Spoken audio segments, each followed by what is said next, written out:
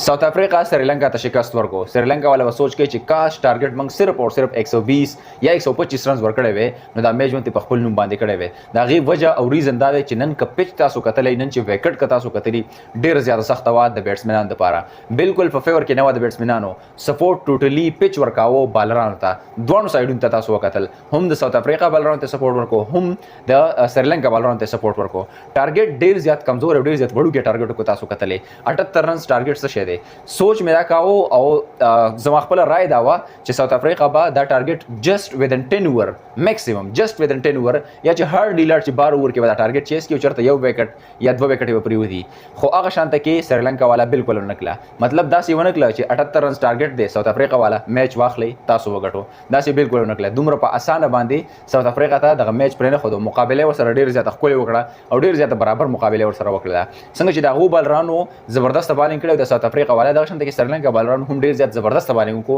د श्रीलंका سایډ نه په تیرانه کتا سو کتل ډیر زیات بهترین سپیډ سره او ډیر زیات بهترین ټارګټ پلیس باندې به هغه بالینګ کاو یار کړی ډیر زیات خپل وشتلې تقریبا 140 سپیډ نواله 151 سپیډ پورې په تیرانه بال وشتلې دی او ډیر زیات خپل بهترین یار کړی کولې صرف او صرف 78 رنز ټارګټ و داغي په جواب کې ساوث افریقا 80 رنز وکړه 16.2 ور په اختتام باندې سلور وکټ دی گزارلې وي د شپږو وکټو سره او 22 بالونه د ساوث افریقا هم بقایا پاتې کړه او دغه میچ د श्रीलंका نه وګټو. ویډیو مطلب مې صرف او صرف دا دی چې چرته کې پاکستان داسې لو ټارګټ ورکړي همیشه لپاره دغه شان کیږي دغه شان کې لو ټارګټ ورکړي نو داسې نه دی چې میچ راولي و چې هم 78 رنز ټارګټ دی او وګټه دا میچ یا افغانستان والا دغه شان کې لو ټارګټ ورکړي نو پیچونه پکې راتلې شي دغه شان کې سخت چې هغه د بیټسمنانو په فیور کې نه هغه د بالرانو په فیور کې نو بالران لبیا په دغه ټیم کې ټیکنیک داس استعمالول پکار دي چې را پیچ د بالرانو په فیور کې دی نو په اسانۍ باندې میچ نه دی پرې خودل پکار که چرته کې 125 رنز یا 130 رنز ټارګټ اگینست ټیم ته افغانستان ورکی یا ورته پاکستان ورکی د دوه ټیمونو حواله سره خبره کوم نو دا څنګه دی چې مطلب و چې مبارک دي شه میچ دی وګټو نه دا بالکل نه دا